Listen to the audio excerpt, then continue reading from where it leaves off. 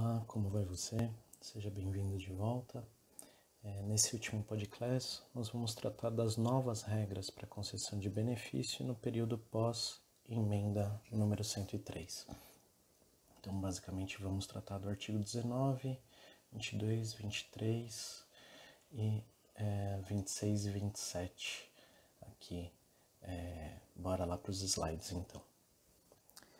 Bom, a gente começa aqui, então, pelo artigo 19, que estabelece a regra básica de aposentadoria no Brasil. Então diz lá que o segurado que ingressou na Previdência Social, que se tornou um filiado da Previdência Social após a emenda 103 de 2019, que é o caso da maioria dos alunos, necessariamente essa pessoa vai se aposentar aos 62 anos de idade se mulher, ou aos 65 anos de idade se homem, devendo cumprir uma carência de 15 anos de contribuição se mulher, 180 parcelas, 180 meses de contribuição paga, e para o homem 20 anos de tempo de contribuição, são 240 parcelas que o homem tem que pagar para ter direito a uma aposentadoria, sendo que essa aposentadoria vai se iniciar com o valor de 60%, para o caso do homem ao atingir 20 anos, para o caso da mulher ao atingir 15 anos de tempo de contribuição, e para cada ano adicional será somado 2% até o limite de 100%. Então, existe uma previsão na PEC 133 de 2019, conhecida como PEC paralela, foram os pontos que o Senado gostaria de ter alterado na reforma da Previdência, mas criou uma PEC paralela para não atrasar a aprovação da emenda, e que retorna então a contribuição, aliás, o tempo de carência do homem para 15 anos, como era na regra antes da PEC 103.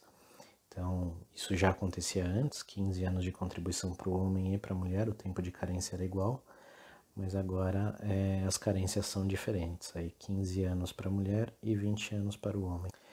O parágrafo 1º do artigo 119 traz também as novas regras aplicáveis às chamadas aposentadorias especiais. O parágrafo 1º vai tratar do agente de risco e o parágrafo 2º vai tratar do caso dos professores.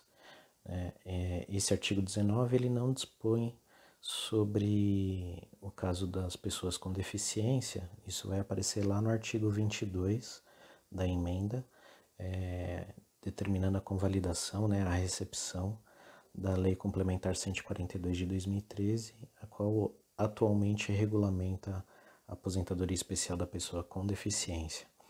Então, a previsão do parágrafo 1º estabelece lá que até que uma lei complementar venha alterar essa questão da idade mínima, o tempo de contribuição, para os segurados que tiverem que trabalhar em atividade de risco, cuja aposentadoria especial seja concedida em 15 anos, nós vamos falar um pouquinho mais para frente dessas atividades, eu já mencionei um pouco nos slides anteriores, no podcast anterior, mas mais para frente a gente vai tratar especificamente da aposentadoria especial, e aí a gente volta a tratar de quais são esses agentes de risco, Mas trabalhou exposto a agente de risco cujo tempo de aposentadoria especial é 15 anos, esse segurado vai ter que também ter uma idade mínima de 55 anos para poder requerer a sua aposentadoria, seja homem, seja mulher. Trabalhou exposto ao agente de risco de 20 anos, tem que ter 58 anos de idade mínima, e agente de risco de 25 anos, a aposentadoria pode ser requerida a partir dos 60 anos de idade. Lembrando que com esses tempos, considera-se 60% do valor, para o limite de 20 anos ou de 15 anos, conforme o caso, e a partir disso, que tiver de ano a mais, gera o acréscimo de 2 pontos percentuais até o limite de 100%. No caso dos professores, aqui no slide 30, a gente também já tinha comentado, haverá uma redução de 5 anos, então a idade mínima para o professor homem é de 60 anos, tendo 25 anos de magistério, e no caso da mulher, 57 anos a idade mínima, também com 25 anos de magistério.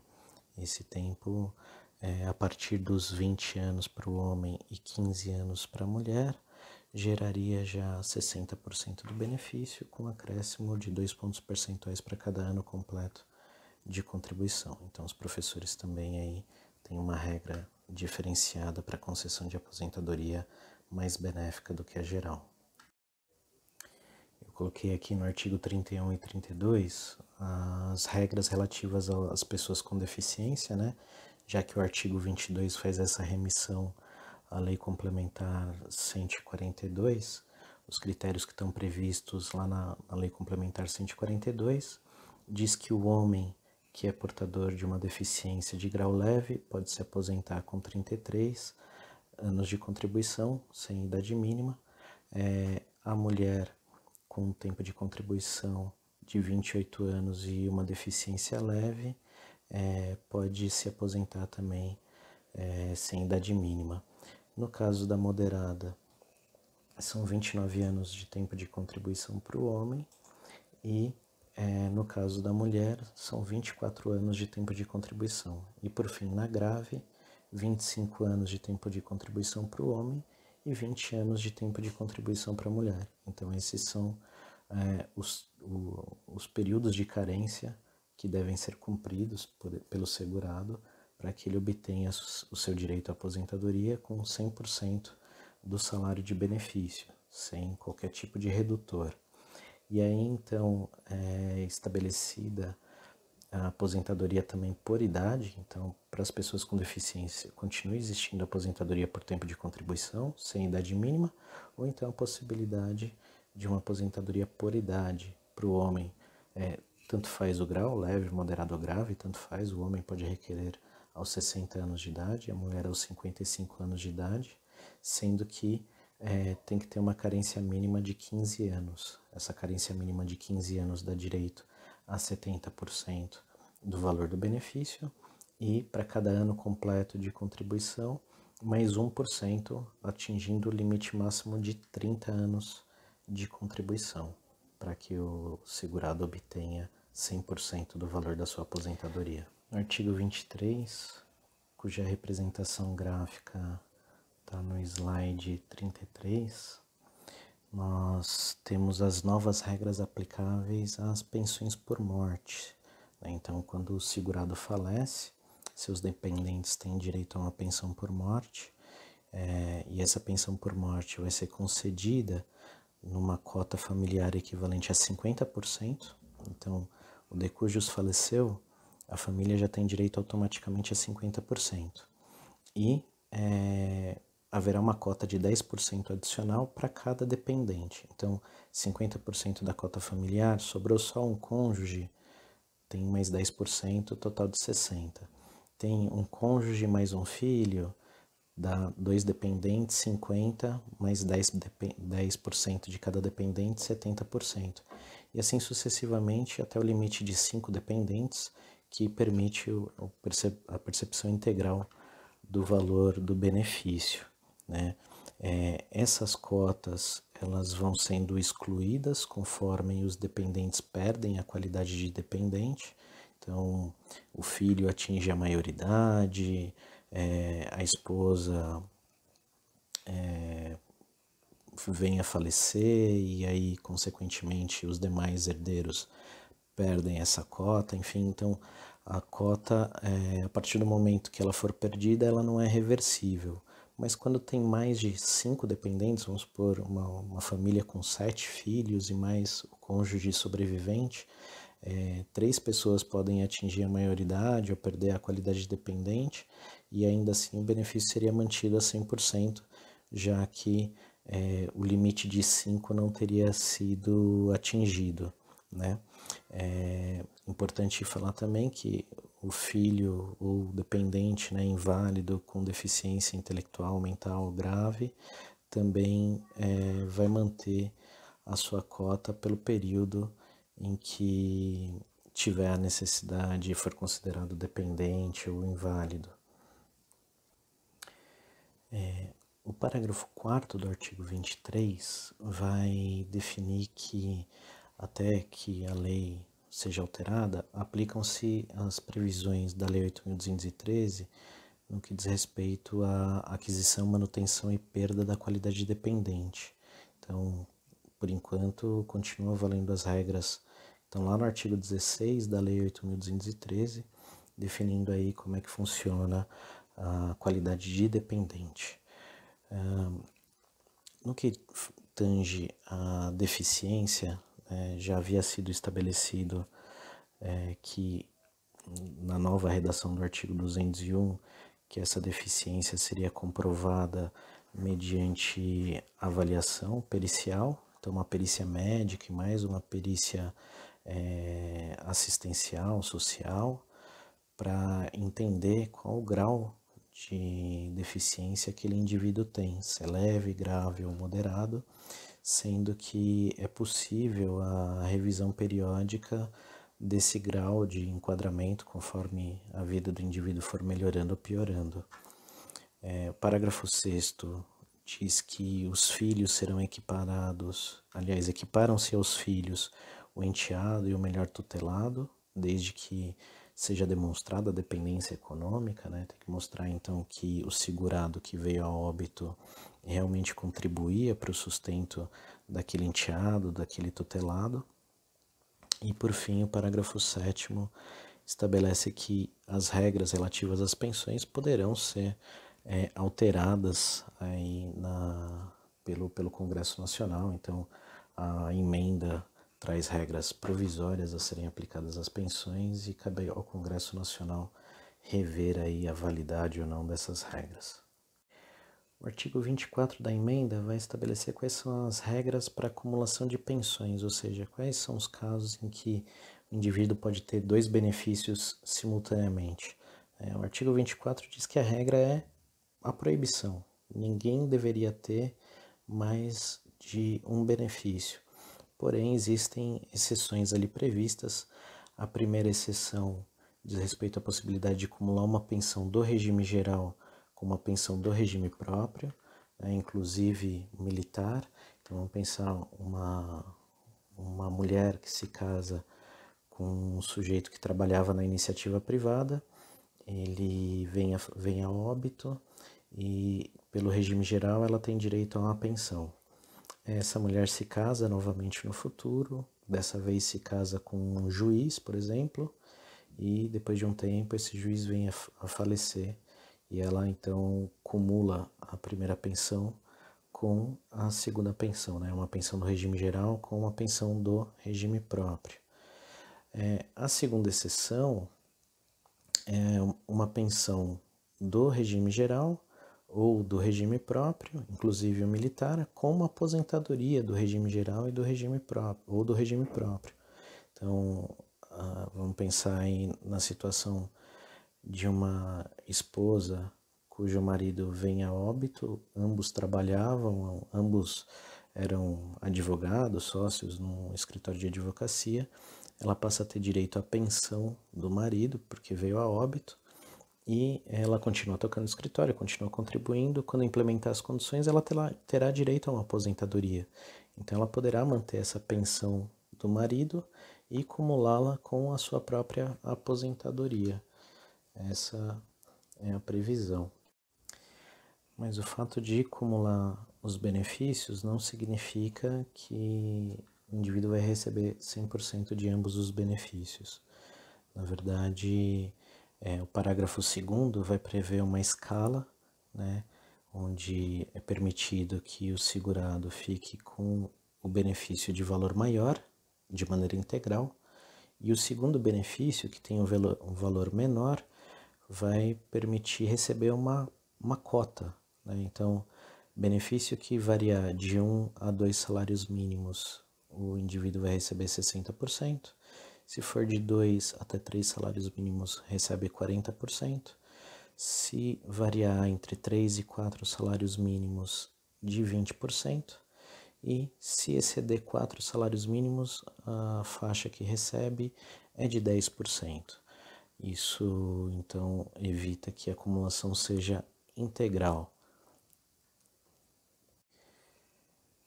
No slide 36, nós vamos tratar do artigo 26, como eu havia prometido, diz respeito às novas regras para cálculo de benefício. Então, eu coloquei uma formulinha aqui para vocês, RMI igual a SB vezes coeficiente. Então, essa vai ser a regra para concessão de aposentadorias no Brasil, onde a renda RMI significa a renda mensal inicial, está expressa em reais, o valor que o segurado de fato vai receber do INSS, então é o quanto que o teu cliente vai receber. Essa é uma das perguntas que eles costumam fazer, né? Lembra que eu mencionei que todo caso previdenciário envolve aí 3 perguntas, né? Primeiro, eu tenho direito? Segundo, a partir de quando eu tenho direito? E terceiro, quanto que eu tenho para receber? Então, é basicamente isso que qualquer cliente previdenciário quer saber, né? Então, essa renda mensal inicial expressa em reais é igual à multiplicação do salário de benefício. O salário de benefício está desenhado lá no artigo 26, ele é uma média aritmética simples de todas as contribuições atualizadas monetariamente, correspondente a 100% do período contributivo desde julho de 94 ou desde o início das contribuições, se o segurado começou a contribuir depois de julho de 94. Por que julho de 94? Porque foi nessa data que foi implementado o Plano Real, então a ideia aqui é evitar mudanças de moeda, etc. e tal, apesar de que existe uma tese de revisão chamada revisão da vida toda, que permite incluir aí essas contribuições anteriores a julho de 94. Em alguns casos, o resultado é bem positivo. E por fim, o coeficiente, então, que é a alíquota definida no artigo 26, está lá no parágrafo 2º e 3º do artigo 26, ela vai variar entre 60% e 100%, conforme o caso que estiver sendo debatido, conforme o tipo de benefício a ser concedido. Uma tabelinha aqui para ajudar a visualização. Então, no caso dos homens, a partir de 20 anos de contribuição, tem 60% do salário de benefício, então esse vai ser o coeficiente de cálculo. 25 anos, 70%, 30 anos de tempo de contribuição, 80%, 35 anos, 90% e, por fim, 40 anos, 100% será o salário de benefício desse segurado. No caso das mulheres, a partir de 15 anos de contribuição, elas têm direito a 60% do salário de benefício e vai subindo para 20 anos 70%, 25 anos 80%, 30 anos 90% e 35 anos 100% do salário de benefício, recebendo então a integralidade da sua aposentadoria. Só para fazer um comparativo, antes da reforma, né, os benefícios de aposentadoria por invalidez, independentemente de ser relacionado ao trabalho ou não, dava direito a 100% do valor do benefício, sem o fator previdenciário. A aposentadoria por idade era calculada na base de 70%, valendo 15 anos de carência, 15 anos de contribuição, 180 parcelas daria direito a 70%, e aí para cada um ano completo de contribuição haveria a soma de mais 1% até o limite de 30 anos de contribuição, que daria o 100%. Aposentadoria por tempo de contribuição que fosse contemplada com fator 86,96 na época, ou então que fosse anterior à emenda 20, também teria direito a 100%. Aposentadoria especial por conta da exposição aos agentes de risco também daria direito a 100%. E a pensão por morte era no valor de 100%, de maneira vitalícia, né? E independentemente, por exemplo, no caso do cônjuge, independentemente da idade que o cônjuge tinha, ou de ter mais ou menos dependentes, o valor era de 100%. Isso muda bastante com o novo texto da reforma, já que a regra então passa a ser de 60% a partir de 20 anos de contribuição para o homem, ou 60% a partir de 15 anos de contribuição para a mulher, e aí seria somado mais 2 pontos percentuais para cada ano completo de contribuição até o limite de 100%, então se somaria aí 40 anos de contribuição para chegar a 100% do valor da aposentadoria.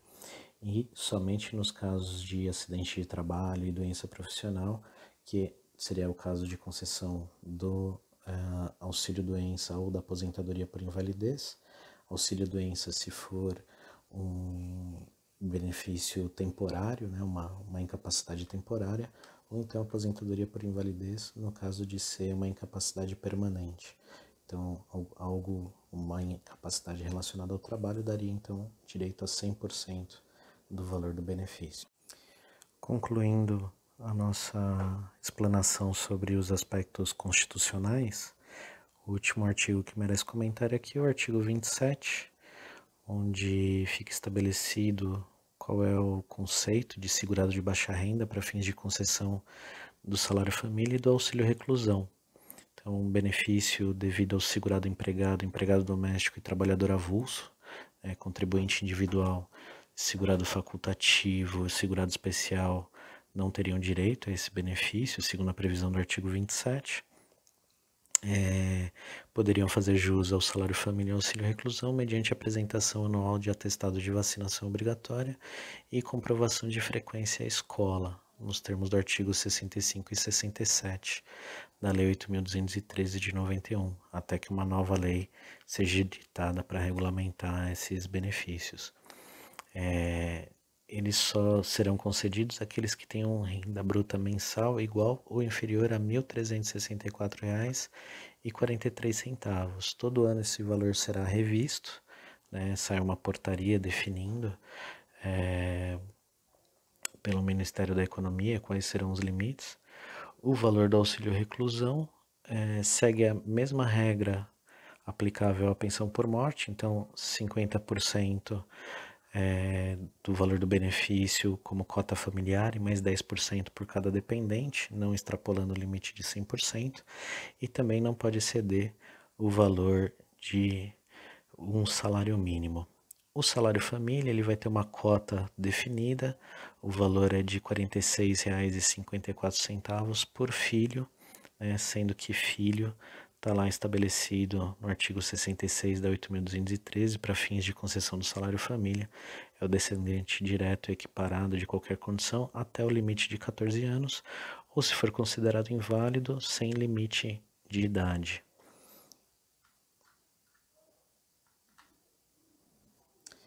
Com isso, então, a gente conclui o nosso terceiro podcast e essa 8ª semana do curso relativa à parte de direito à previdência social. Estudamos todos os aspectos constitucionais e agora vamos passar para a Lei 8.213, verificando os aspectos legais da relação jurídico-previdenciária.